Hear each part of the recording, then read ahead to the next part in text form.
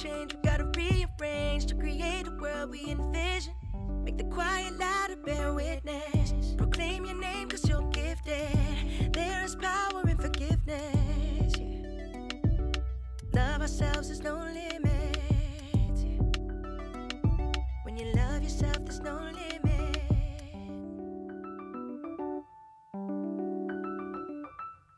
Welcome to Said What We Said, a podcast where generations of Blackness gather at the mic to speak our truths, build our power, and say the quiet parts out loud. From kitchen table wisdom to frontline organizing, we're bringing bold, honest conversations about life, love, justice, and legacy, with no sugarcoating and no holding back. This podcast is a program of Black Lives Matter New Hampshire and hosted by Tanisha Johnson and Lionel Lovelace. This is a space where stories meet strategy, healing meets humor, and every guest brings receipts. Whether we're unpacking community care, motherhood, fatherhood, movement work, kinship care, or mental health, we mean what we say, and we say it with our whole chest. Pull up a chair, you're in the right place. What up? What up? What up? It's Mr. Bowtie Daily, and it's the big sister, gorgeous one, Tanisha Johnson, back with our podcast. What is it called, Miss Tanisha? We said what we said. That's right. So, I have to tell you, let's start off with our introduction song is a bop. It should be a whole whole bop. song. I can two-step in it. Tanisha can two-step in it. So I want to say that at the beginning. Shout out Adrian Matt Davis because she killing it. The second part is I'm still coming down from the natural high from our gala. I mean, that Friday and Saturday night was magical. And I think I'm having You added withdrawals. in Friday? Well, because there was an event. We had to set up the event hall, so Friday was an event. But just saying, I was in community having such a good time, and then I had to kind of have a break from that community and go do other board work, and I felt myself kinda lost, like, "Damn," Mhm. and that really showed me how important this community is. I don't know if you felt that way, but I know the rest of the week, I was itching to be dancing with my community and listen to the advocacy work that we were all doing. I did not feel that way. Just You were I'm just just tired. sorry. And I'm just playing. I did feel the same way, and, like, coming off of that high of the gala, and being able to turn a hair salon into a space is just that was amazing in itself, the intimacy, but also the community coming together to support our mutual aid was just the best. So, I agree. Most definitely. It does make you feel things about other organizations when you sit there and you're like, they not like us. Say it again. They not They like didn't hear us. you. There you They go. not like us. I love it. Well, I will tell you, we have our guests today are just 2 beautiful young women who, helped me navigate New Hampshire. One, through dancing and just being an amazing person. The other, by being young, vibrant, and just not holding back when something is just stupid. I just it She cracks me up because she's just like her mama, and so I'll let you do the introductions. That's my little introduction to these folks, but that's just people say you gush too much about your guests, but I mean, if I love my guests, I love my guests. Don't hate me. Be like me. Who's saying that? Is people really saying that? Yeah, I did get some feedback. It's like everybody that comes on the show, you always talking about you love them and you gushing over them because I do. I mean, they just mad because they can't be in the same arena as me when I have amazing friends. Like we say all the time, we fly with eagles, right? We don't Mm, fly with mm, pigeons. mm. Well, Okay, I that's will probably gonna get me in introduce trouble too. I will introduce my these 2 folks that I both love 2 different ways. One is my firstborn, my first child, the one who is the apple from my tree. Miss Sanaya Bolton is here today to talk with us, and the other is Miss Coley, who is like the sister I never knew I needed, and I am so glad to have y'all both in, but Imma let y'all introduce yourselves. Say a little bit about who you are, what you want the world to know, starting with Miss Sanaya. Hello, hello. Um, y'all heard my name is Sanaya. I'm a sophomore at American University in DC. Originally from Pennsylvania, moved to Exeter, New Hampshire in 2016. Um, and went through the public school system. Now I'm studying law. I'm an older sister, youth advocate, and I stand for racial justice for all. And a future voiceover actress as well. Keep that on your plate. That too, that too. Yeah, that's a hard intro to follow. So I'm Chloe. I obviously live in New Hampshire. I'm originally from Boston. Um, I work at the University of New Hampshire by day, by night, or really by weekend. I DJ a lot of local events in New Hampshire. My DJ name is DJ Ma'am. Um, So that's kind of like my alter ego. But part of that alter ego, I also have a scholarship, the DJ Mam Scholarship, that me and my spouse started. This will be our third year. So yeah, I think that everybody kind of does their thing the way that is comfortable for them.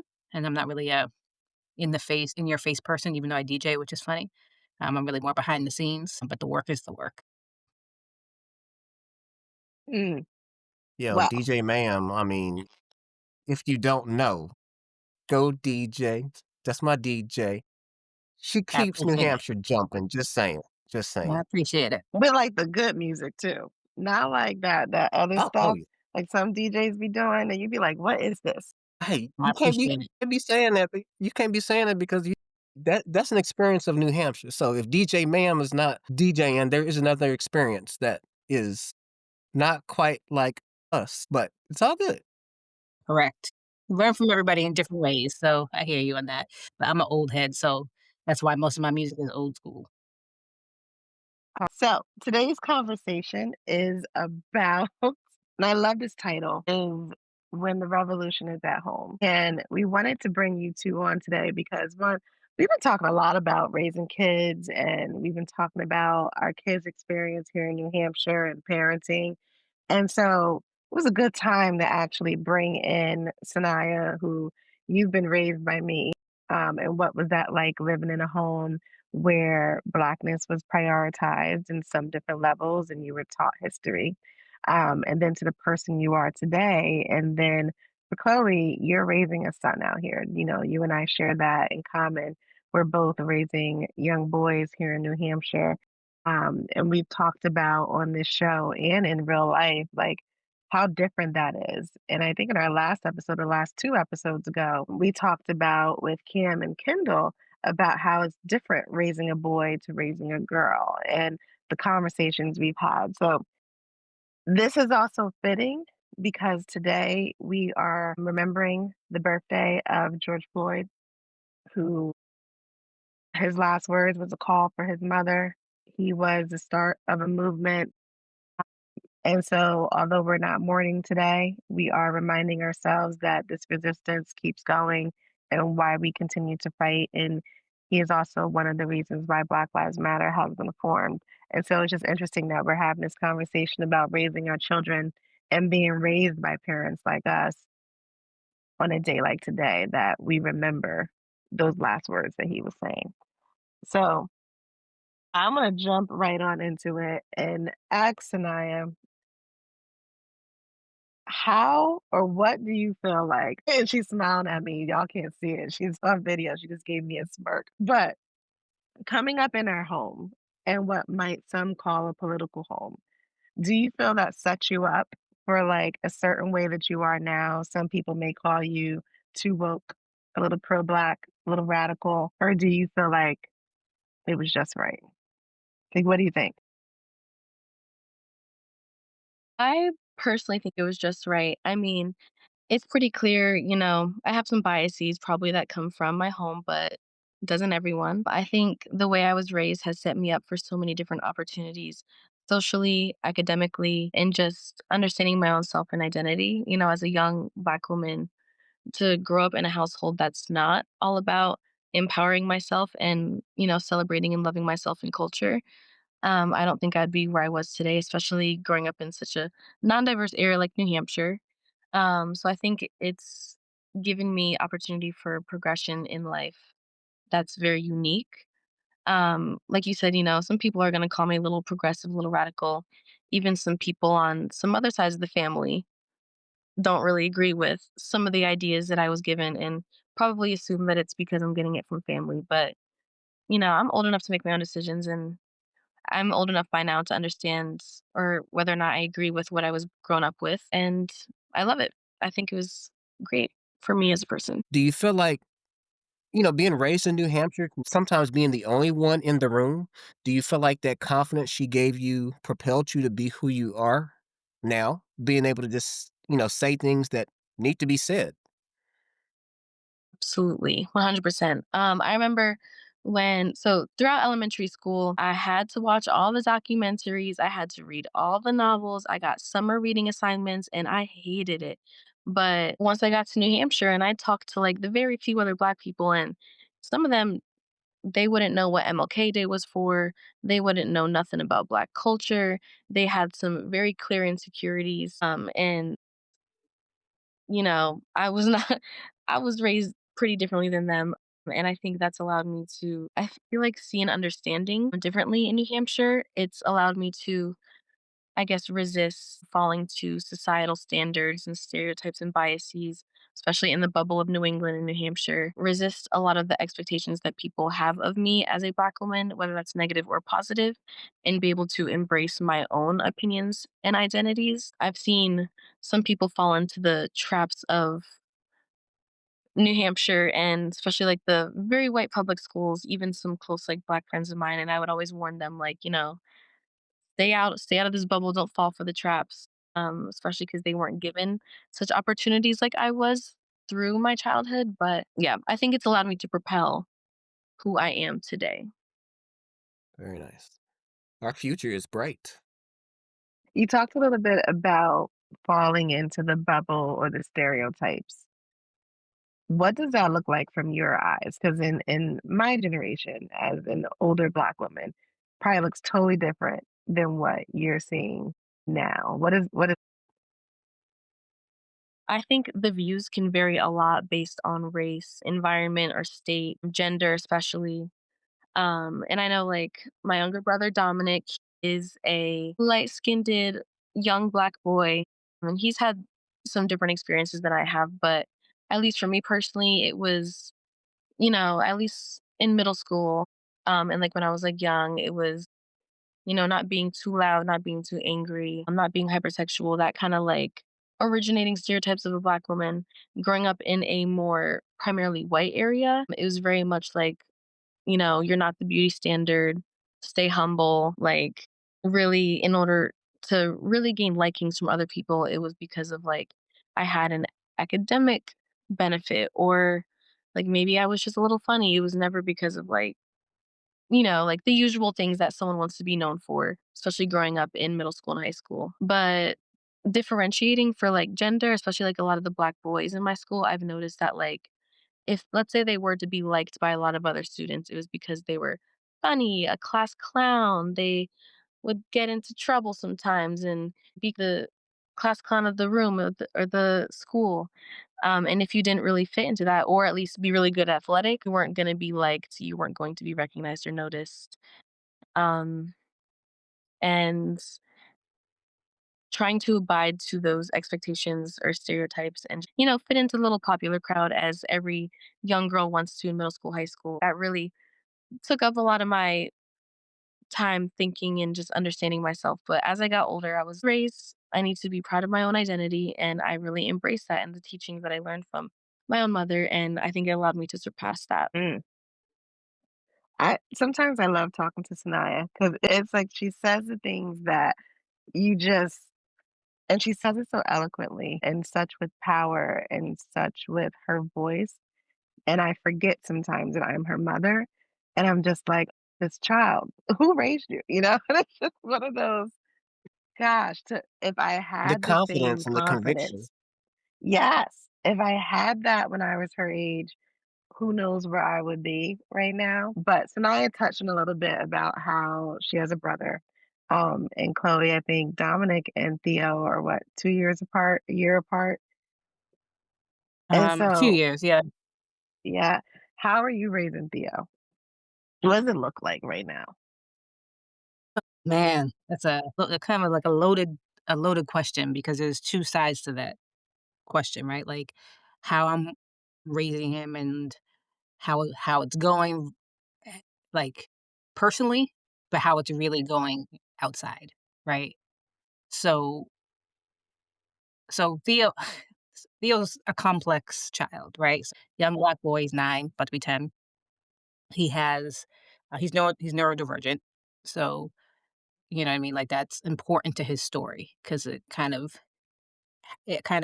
helps explain the fear that I have for him all of the time, Mhm, for people not understanding him, right? mhm, It's interesting listening to Sanaya talk because the one thing that I will say is that, very similar to her, my child is so proud of being black. That he is unapologetic as much as you can be. He will say jokes in front of white strangers, white neighbor. He'll just, you know what I mean? Like he doesn't hold his tongue in that way. Some of that is the neurodivergence, right? Some of that is not knowing the audience, but some of that is because he will be like Wakanda forever walking down the hallway. Like he's just, you know what I mean? Like he really is mhm, that. And I'm always so proud of him because similar to what you were just saying about your own experience, Tanisha, my son is braver at 9 than I am at my age, which I'm gonna just not say. But he really is. He handles things better than I do sometimes in terms of having to have difficult conversations or having things happen. So to go back to the original part of your question, we raise him, me and my partner, I mean my spouse, we raise him to be proud of who he is. You know what I mean? To appreciate the differences when he has questions about people calling him things because he's black, whatever. The canned answer for me always is that's because it's your superpower and they want it. You know what I mean? That's the truth. Being black is your superpower. Being neurodivergent is your superpower. And don't let that narrative be changed based on what other people are going to think. But the danger in that, for me, often is the balance with him, right? Because I said this at a talk a few years ago, actually, that my son walks in this world like he's like a 40-year-old white man. And what I mean by that is he walks in this world like everybody's here for him. He wants to go get that, he's gonna go get that. You know what I'm saying? You know what I'm saying? Like he doesn't grasp the fact you're not supposed to be like that. You know what I mean? You're not, especially in New Hampshire, you're not supposed to be the one mhm, who feels so confident in your stride. And so the balance for me is making sure that he doesn't lose that, because who am I to tell him not to be that way? I'm conditioned, right, like many of us are, to wanna teach him to do something different because that's how we were raised. But the truth mhm, is, that's my experience.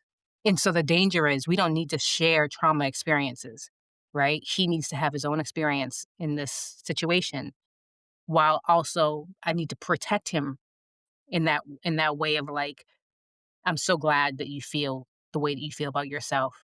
And the other side of that is not everybody else is going to see you that way, right? yeah, So we raise him to be who he is, to embrace the things about him that make him different, while also having really tough conversations with him and hard conversations mhm, with him at 9 years old. I love what you said about not really sharing traumas. That's interesting because, we know living in New Hampshire, being black, living in New Hampshire, there's things that just happen. And I love that you want to protect his innocence as long as you can. And you let him know there are things that's possibly going to happen. But just know you are that beautiful black boy and you live in that joy. So, what are things that you maybe reinforce with him when it comes to other male figures that may be impactful in his life? So again, I'll answer that in two ways.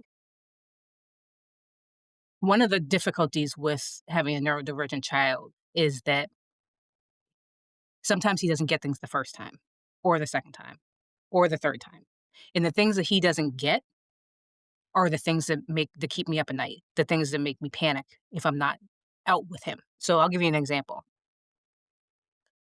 My son has a tendency to cut through people's lawns.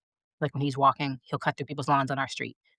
And me and my spouse have been telling him forever, please don't do that. Don't cut through people's lawns. Don't like, and he's like, yeah, yeah, Mhm. yeah, then does it again the next day. So finally, 2 weeks ago, um, he had done it again. And I was like, I really need you to understand. And something else had happened too. It was a combination of something else that happened at school. We've been trying to have this conversation about intent versus impact. So the things that he says might might not be taken the same way that he Mm, intends them to be and why that's important as a young black boy. So this all Mhm. kind of combines. So last like a couple weeks ago, this thing had happened. He cut through the lawn and something else had happened at school. And I was, what do you think? Why do you think that that's scary for us? Like I said, my anger a lot of times is fear. And I'm not scared to admit that many times I parent out of fear. I'm working on it, Mhm. but I do. So I said to him, like, why do you think that is? And he's like, if I cut through someone's lawn, they might get mad. I said, and what if you're cutting through someone's lawn and it's a little bit dark? What do you think's gonna happen? He's like, they're gonna think it's an intruder. And what do you think they're gonna do? And he was like, I don't know. And I was like, well, in New Hampshire, I mean, people have guns, honey. Like they do. Yeah. And if they don't recognize you, like that might be their go-to. And he was like, but they're not gonna, whatever. So what I did, torn on this, but I think it was important. My son is also an amazing artist. And so he's very visual. He can see, he needs to see it. He's very much like me in that way. He needs to see it to understand it. So we watched the Mhm. movie mm. Till that night, Ooh, which Yeah. was heavy. Yes, which was really heavy, that like was really, really that's hea heavy. It's really Yeah. heavy, right? And as we're that is watching it, really heavy. it is. And as we're watching it, I'm thinking, this is too much. I don't. But on the other side of it, I needed to have a conversation with him once he understands why that fear exists. Now, obviously, at the end, I told him this is an extreme. This is not, I'm not saying that you Mhm. cut through somebody's lawn, this is what's going to happen. The point I needed him to understand and really get is that, first of all, sometimes the things that you do, you might think are funny. The audience that you're doing it to might not think it's funny. And who knows what Yeah. happens from there? Who knows how that story gets changed at home? Theo did this, first of all. Second of all, Mhm. people are fearful. And I remember Gabrielle Union, I read her book years ago, her saying something that has always stuck with me. She said something to the effect of between 8 a.m. and 5 p.m., young black kids are cute. Cute little boys, cute little girls. Once it gets dark, they're scary. And Mm. I've Mm, always thought about that. Always. yeah, And I can. Right. I'm this a tall teenager. He looks older than his age. Theo is also he tall. does. Nobody's gonna stop to ask, are you 9? Were you just doing that because you were being silly? They're not gonna do that. So to answer your question, Lionel, the people I put around him to help provide some guidance in that way, my brother-in-law, who's a 6'5" black man, and can have multiple conversations with him, like knows, grew up, like many of those stories and overcame and is an amazing human. For one, Andres, who we all know. Mhm. I love Andreas's character and who he is. He's like the culmination of goodness, love, care, and advocacy. You and Kendall, more people who he can see and be like, oh, okay. Those are the people I want influencing him, but knowing that the other influences he gets aren't going to be from me. And so it has to be that balance of I don't want to pretend to be these are all the people in your life that are always going to be around and you should be able to if you follow these steps this is what's going to happen for you. No. I want him to know their stories while also recognizing that his story is going to be different and it's kind of up to him how he navigates that. I so appreciate that because, my life, I've had those stories. My parents talked to me that way, and Tanisha has talked to Dom and Sanaya that way. But there are gonna be people who listen to this podcast who can identify, but you broke it down in a way that hits them directly in the heart, and I appreciate you for doing that because this is gonna make an impact that's gonna reverberate around New Mhm. Hampshire. Actually, it's just yeah. I'm lost for words because you hit me right there. Appreciate that. And I wanna bring it in just to even push the point even further. We have 2 mothers on this call who both have done similar things for their children, who both are talking to their children in a way like this, one out of fear, one out of history, and one out of, "We just don't know, so we have to keep this going." There is no breaking the cycle of this narrative of how we raise our children. It's like, I don't know when we stop raising our children like this, and that's so important to understand because The fact that you had to show the Till movie to make it click about safety Mhm. in this world is so important because, yes, the Till movie is the extreme of the situation, and that woman lied her ass off, and she died on her deathbed, Mhm. not even, you know, saying that she lied and honoring that. But stuff like that is still happening. It's still Yeah. happening to us. Similar story to yours, Chloe. So now I don't know if you remember, well, you must remember, it was last year we went to the African American Museum, and they have a whole Emmett Till section where they honor him, tell his story. It literally, the section is sectioned off. Like you can't just walk in there. And when you start, it warns you that this is extremely graphic. They didn't make anything, better, put some sunshine and rainbows over it.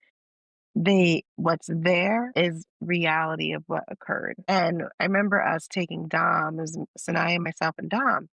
And he was like, walking through the museum, he's just like, okay, slavery, yes, and that's his generation. They're just like, yes, it happened. We know all the things. But I had to make him stop and stand still and watch the video and read the pictures. And I mean, Dom is neurodivergent as well. So I mean, I stood there with him for the 10 minutes to read the square and say, "What did you read? Read that back to me. Watch this video. Look at the picture of Emmett and what happened to him." And Dom was just like, I could see it in his face. Dom's not a huge talker. If you know him, he's not a huge talker. But you could see it in his face at that moment that he was like, oh, wait a minute. This isn't just some book learning. This is real life. And I said, Emmett Till was what? No older than He was 15, I believe, when that happened. 50. Yeah. And I said, Dom, and at this point he was 12, I believe. And I was like, that's only 3 years older than you. And Dom has his stories too. So he was able to put it together. Dom's been accused of robbing the corner store. He's been accused of touching a child on a school bus, where I've had to go to the school and sit down and bring a lawyer with me.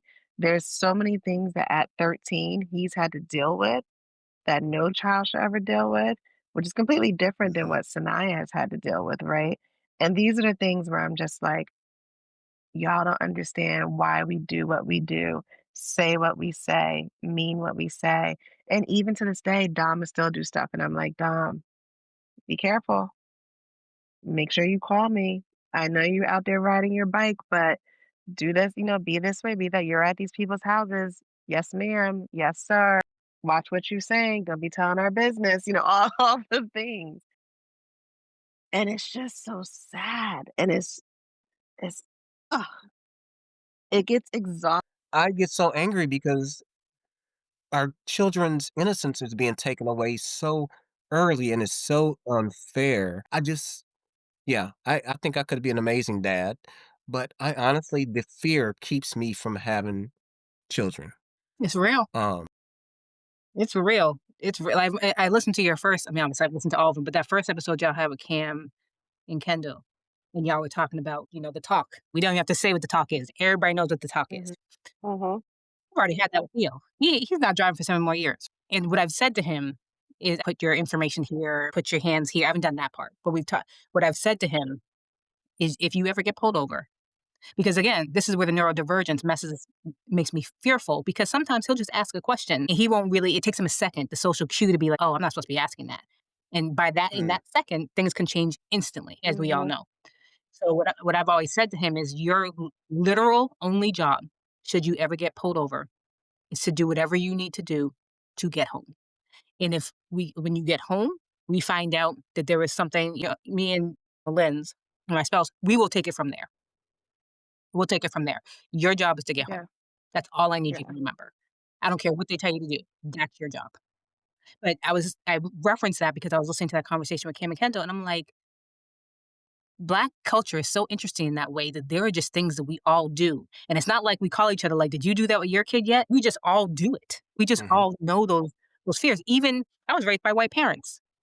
I still know that I need to do that with mhm. him because we just Mhm. that's just a shared thread of fear, right? So I hear you on that line about the kids thing. I always, I've often asked my spouse, like, do you think if we knew how things were going to turn out, like COVID and all that stuff, would we have had kids, right?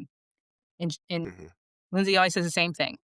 I think that we are not allowed to see the future because if we could see the future, we would make different choices, right? Mm. And that doesn't mean we wouldn't have had him, but if I could have looked forward and thought about all the things that he will have to go through, who knows? I can't imagine my life without him. So I'm so glad I couldn't see the future. And also, the fear is real. So I hear you on that. So Naya, how does you and Dom's relationship, being that went through school here in New Hampshire and you've kind of known what it's about, do you have a conversation with Dom and say, "Hey, Dom, I love you, bro, but you can't do that." Those type of conversations? All the time. I like to think of myself as the cool older sister. Like his friends will talk to me. I will offer his friends rides. I give them rides to the lake. I take him to Aroma Joe's. Like I like to think of myself as the cool sister, and I'm always like, you can tell me anything, even if like you're gonna get in trouble with mother. Like you can come to me first.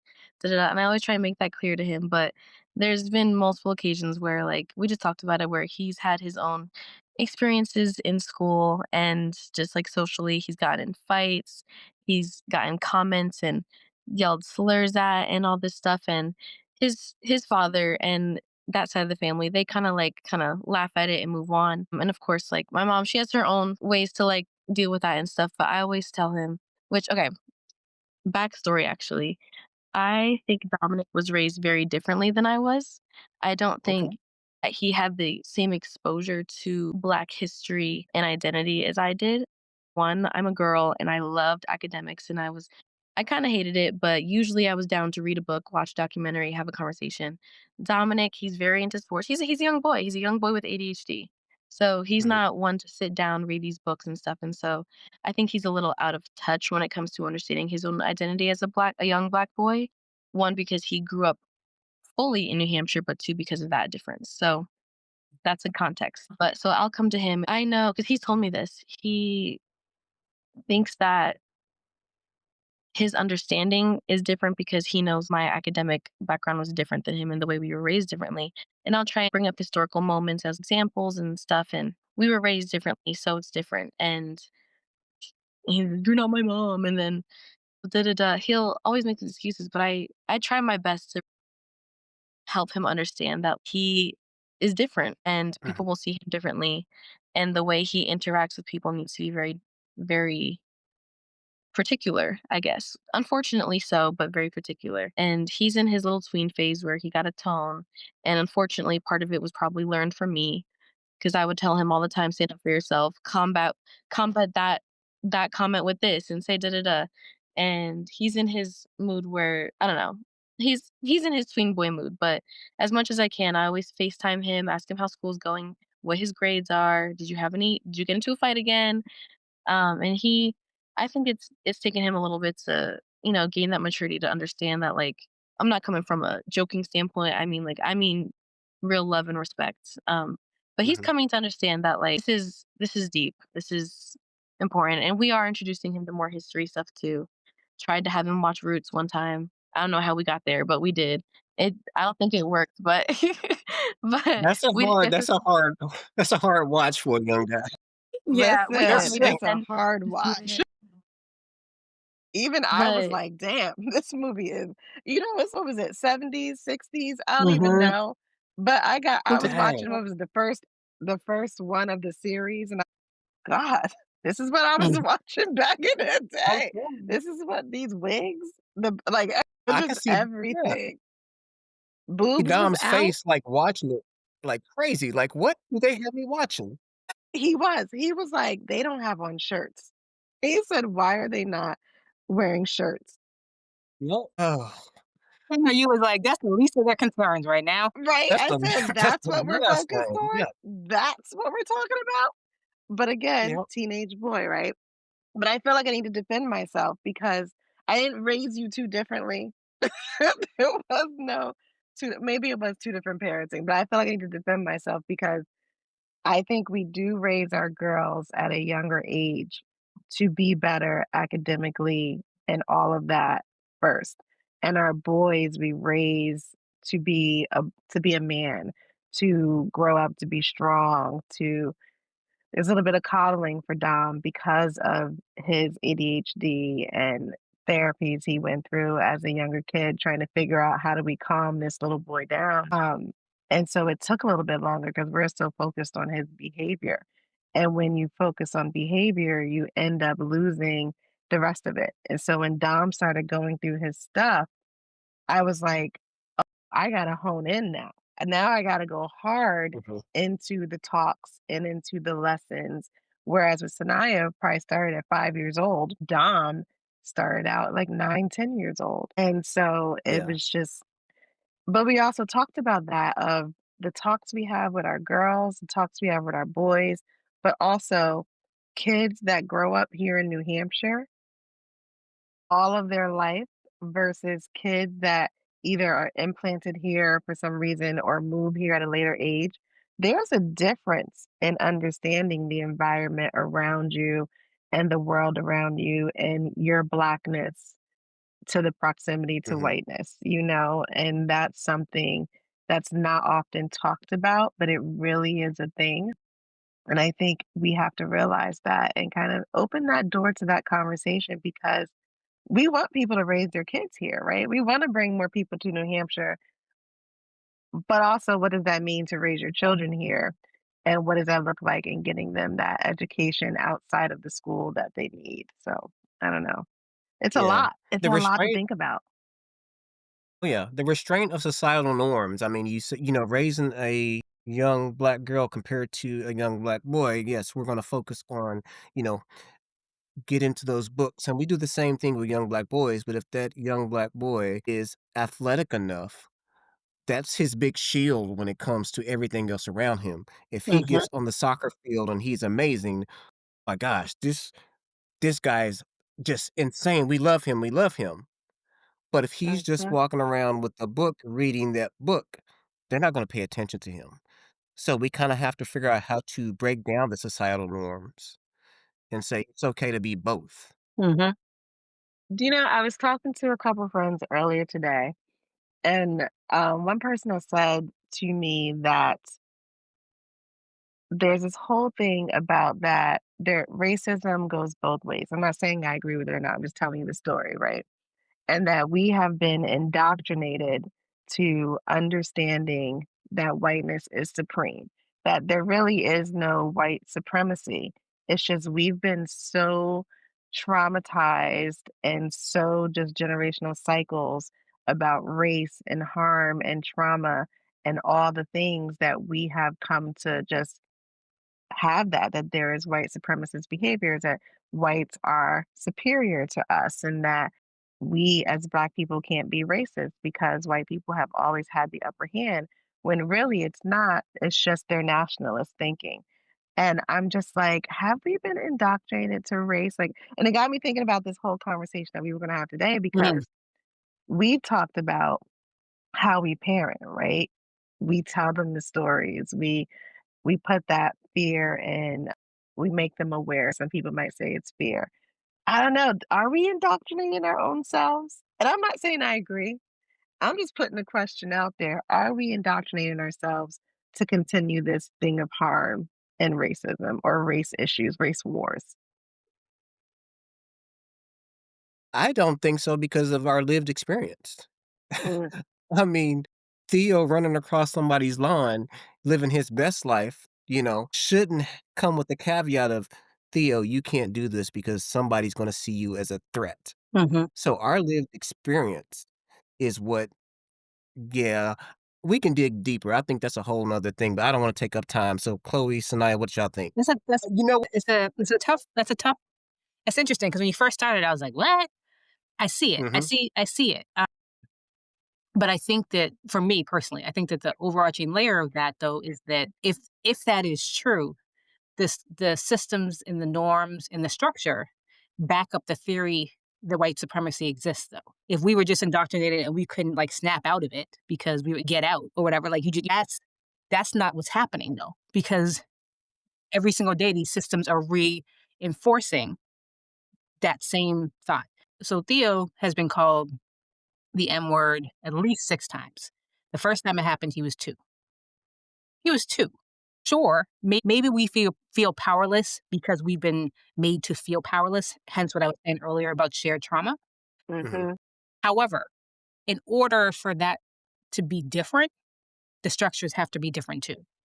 I Mhm. can change who I am and be like, "You know what? I'm just gonna go outside." Like, we've talked about this offline, like you, me, Lionel, all of us, about Mhm. sometimes when we will wear our BLM t-shirts, the looks you'll get Mhm. when, Mhm. just by having Black Lives Matter on your back or on the front, right? And so sometimes and we notice those looks. So do we notice those looks because we are conditioned to think that people are gonna look at us and white people are gonna feel uncomfortable, da da da da? Or do we notice those looks because that's exactly what happens because the structure Mm. that we live in has created that Preach. that narrative? Preach. Preach. Mhm. Not wrong. Sanaya, what's your thoughts? I think the whatever source or woman or whoever you heard that from, I agree 100%. Um, I mean, it could be consciously or unconsciously, but I think choosing not choosing to, but having to raise, Black youth, in certain ways or move and act in certain ways in order to abide to things like yeah, it does indoctrinate us in some way, shape, or form, but the unfortunate problem is because we are in a system of racism, and a structure of hierarchies racially and so many other ways, it's a method of survival. It's not really an option. Mhm, So it's unwillingly indoctrinating ourselves because when we and that only because okay, the Dr. Joy DeGroy, she came up with this theory. It's called post-traumatic slave syndrome, and it talks about the effects of racism, slavery, and like just systemic racism on the Black community. It covers biologically and epigenetically. It covers socially, mentally, psychology, behaviorally, all of that. And it's over a generational time period. And like obviously, we've seen progression within society and legislation, whether that's performative or not, arguable. But we've seen progression. But still, to this day, the continuous actions of the Black community in survival mode has still affected us, and I don't know if it will happen in my generation or not, but a true change within that indoctrination or a true change in that is gonna be seen through our advancements, not only socially, but like biologically and health wise and psychologically and all these other factors. And I don't know if I'm gonna see that in my lifetime because of how deep we are into that indoctrination, but it's like an Mm. internal and external balance, like a mental belief and a mental blockage as well as like physically, mhm, if that makes sense. it does. Oh, most definitely. And I I try to give people the benefit of the doubt when they come into our shop, and I'm like, "Hey, how you doing? Blah blah blah." Human to human. Mhm. And then they say something stupid or something racist, and I'm like, I can't believe what you do because you always do the opposite of what I tend to think the best human is." And so it's usually like, "Oh, I knew this black person when I was in elementary school. I'm 95 years old." Well, damn, you know one black person and you're 95 years on Earth. I mean, why did I need to know that? It just like, why go there? Just say you're an awesome Mhm. human being. And so I try to give people the benefit of the doubt, but there's times where, I just can't. And it's not me, indoctrination of racism. It's just shit. Let's be honest. People are racist. People are afraid to deal with the trauma of the racist past of their families. And so instead of dealing with it, they internalize it, and sometimes it falls out their mouth. And we have to deal with it. Yeah. So to bring this not to be all negative, how do we parent and be joy in? You know what I mean? Like, and being a daughter of it's like, where did you find the joy, Sanaya? And Chloe, where do you make the joy? I kind of briefly mentioned before in middle school and like early high school, especially with COVID and that whole era, like my tween to early teen self being isolated in her room in her house on social media, seeing all these deaths and reflecting on all my experiences. It was not an easy time for me mentally. it was a lot to, like, consider, especially, like, with what's going on in my life with the pandemic and my family, and then all my experience as a young Black girl. And yeah, I talked about, like, being raised to really love my identity and being opened up to that history, but, like, being understood as a Black woman, like, or a young Black girl at the time, like, in this very white school, it was tough. It was really tough. And at some points overpowering what I was raised to believe. And I don't think my mentality in that way, or my anger and my just sadness and, like, grief, I guess, didn't really change until, honestly, Black Lives Matter. When the whole organization started, I started seeing way more Black people and started interacting with way more Black people in New Hampshire. Yeah, they were primarily adults, but, like, still being opened up to that part of the community that I didn't really even know existed in New Hampshire changed my whole perspective of who we are, what we are, and being more engaging with Black culture through our events and through advocacy opened up my eyes in a different way. And I think that's when I really started to, appreciate, like, okay, I was raised in a good way. I started seeing other people and I'm like, okay, what is racism? What can I do about it? How has it affected me? And really, like, deeply understanding that. And I think that's when kind of just had a glow up. Where do I find joy in parenting? Let's pretend for a second Theo wasn't a Black boy or any of those pieces. Parenting as a whole is hard, period. So let's Mhm. just start there. It is just hard. Um, but I find the joy in watching him. I find the joy in watching how he experiences different things, um, how he interprets certain situations. Like I like kind of like watching his brain work.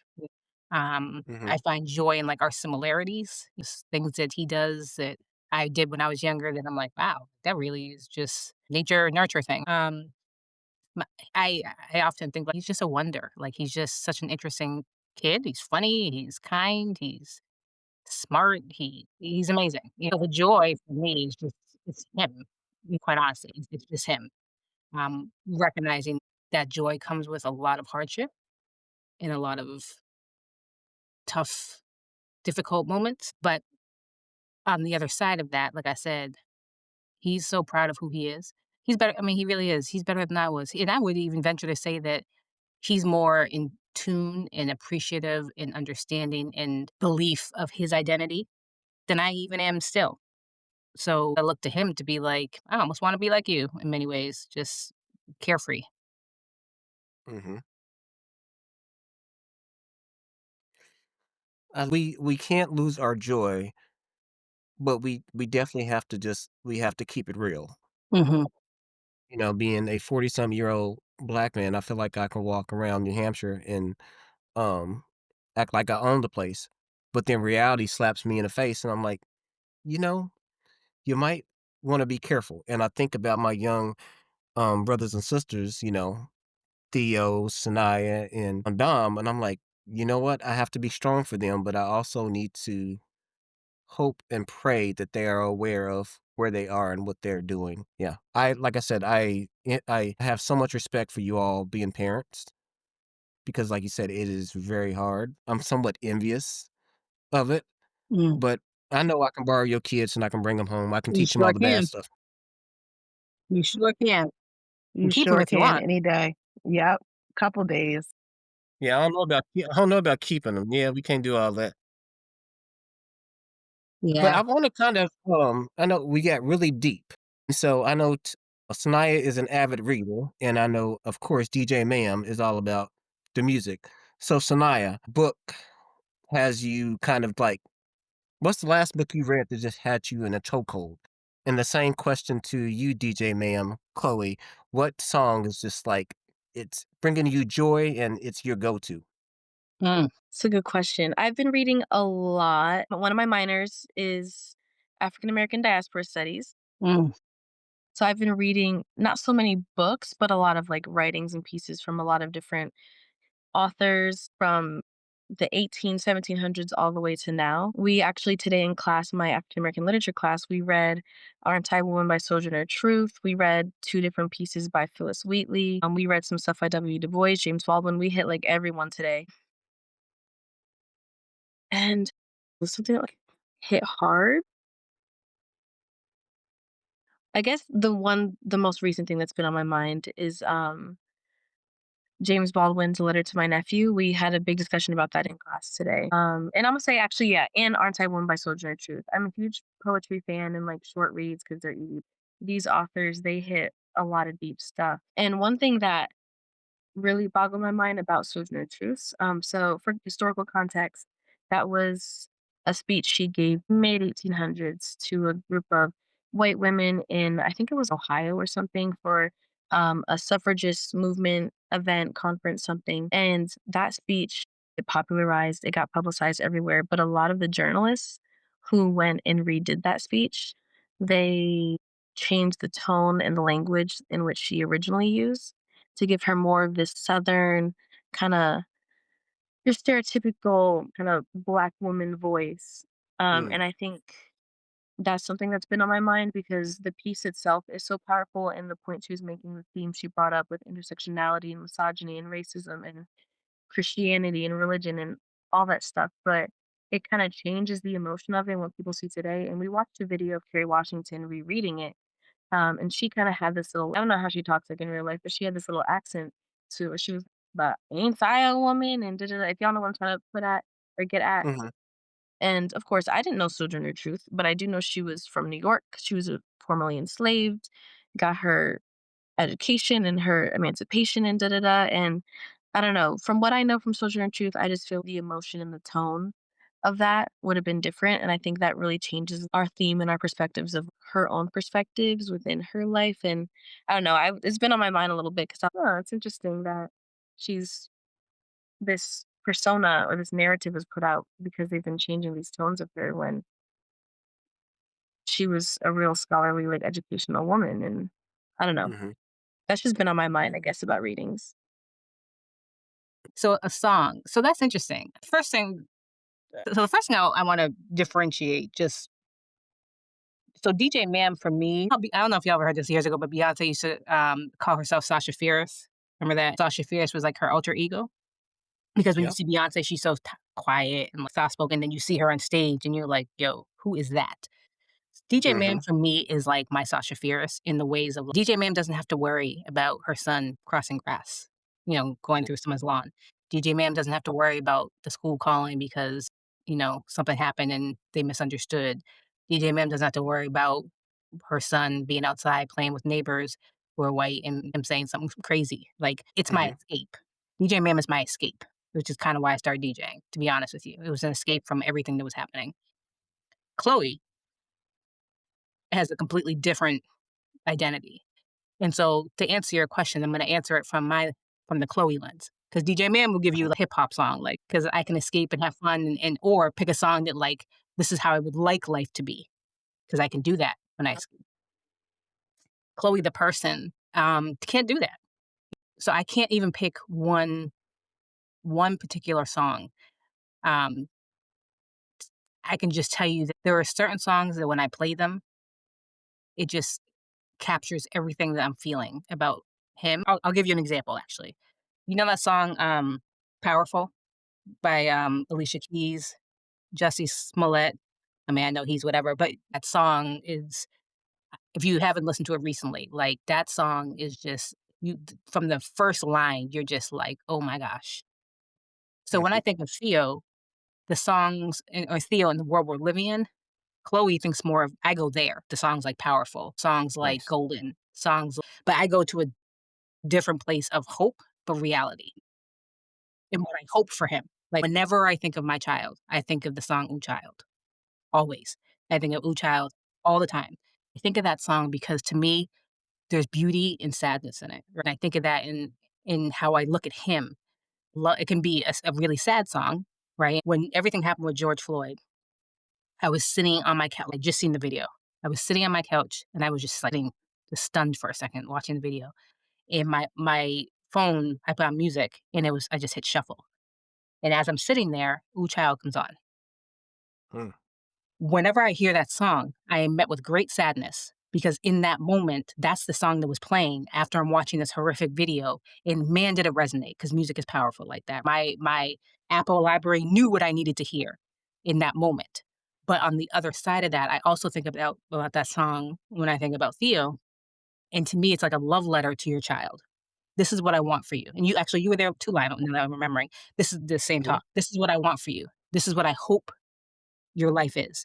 Is he going to be met with the life that he deserves or the future that he inherited? So when I think about that song, it has different emotions for me, but it probably captures more my feelings for him and him in this world than anything else. Thank you. Yes. This was awesome. This was deep. It's almost like we got a theme going on with our podcast topics. Right? I mean, but you know what? Our guests make it so freaking easy. Easy. There's so much to take from this episode, but Chloe, I love that you said the alter ego thing. We all need an escape Mhm, because the world can be so heavy. So I may have like 5 or 6 different alter egos. It just depends on what's going on at the moment. But like Tanisha, she has her ED hat, but then Big Sister Gorgeous one comes out and the hair start bopping. Well, mhm, and the future is bright. I mean, Mhm. BLM is gonna be in good hands if you mhm, choose to take over. But regardless, I'm so excited about what you're bringing to the world. mhm. Me too. Thank you. All Thank right, you. y'all. You're welcome. You should Well, be a proud mama. I am sometimes. This was another good episode. Stay tuned for our next one. I don't even know what we're going to talk about in the next one. But stay tuned. This was amazing. Thank y'all for being here and for being vulnerable and sharing with us. And we're rolling out.